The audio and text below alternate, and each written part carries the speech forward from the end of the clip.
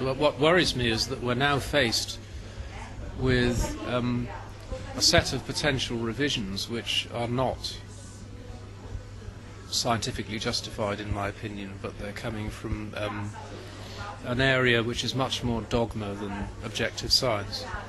And whilst ultimately people will decide whether they want those restrictions, we just want to make people aware of the likely implications of those decisions. And one of them is a future where resistance problems are far more accentuated than they are at the moment, because we just don't have the variety of compounds at our disposal. It's been said today, none of us are opposed to legislation. I think good legislation is to the benefit of everyone, the consumer, the producer, industry, and I think over the last 20 years we've come up with a very, very good, tight system of legislation in Europe, which provides the incentive for the agrochemical industry to produce new compounds. They're not completely stifled from doing so, but it provides a very strict series of constraints through which they have to operate. And so the compounds that are coming through the system now are incredibly safe, basically, and they're incredibly important. And we have to maintain that throughput of new compounds. We have to protect the older compounds. We shouldn't be contemplating just disposing of them for arbitrary reasons. There have to be very good scientific reasons for getting rid of them. But ultimately, the larger the variety of modes of action, and that's very different from saying the larger the number of products simply. The larger the number of modes of action, the better placed we will be to stave off resistance and ensure the sustainability of the elements of crop protection strategies that continue to depend on chemicals.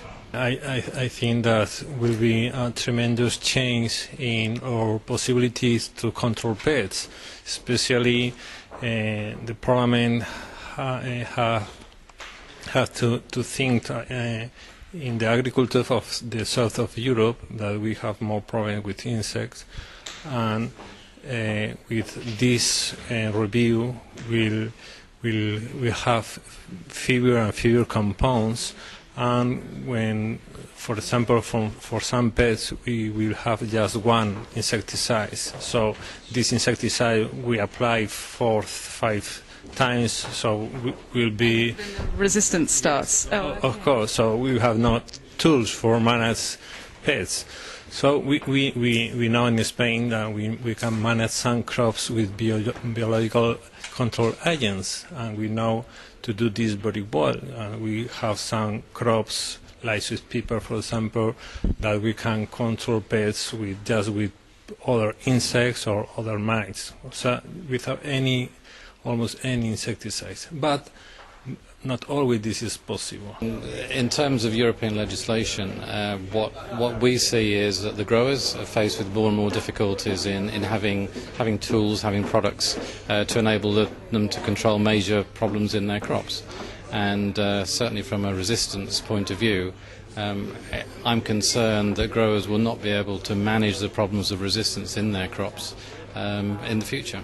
I'm increasingly concerned because there seems to be a big chance that really useful products that can be used in the fight against the fight to maintain crop yields are going to be lost without real consideration of their scientific value.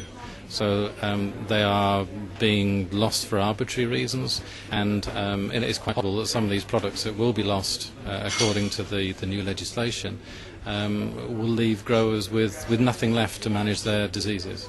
In Denmark we have had a long history of shortage of products already, and I think we have seen over the years that actually a lot of the growers already feel this shortage on their daily life, so they have problems sometimes in coping with control of pest problems. And if the EU registration means that we will have even further products than we already have today, then I think I could foresee that we have further problems actually in managing some of the pest and disease problems. In most cases I would agree that the legislation I think protect us from having bad stories where they have impact on health and environment. But sometimes we are up to surprises that new issues are coming on, like the endocrine disruptors, which indicates that scientists have not known everything right from the beginning. New science is being built and teaching us new things about the pesticides. So we should be not taking anything for granted. We should be cautious the way we handle them.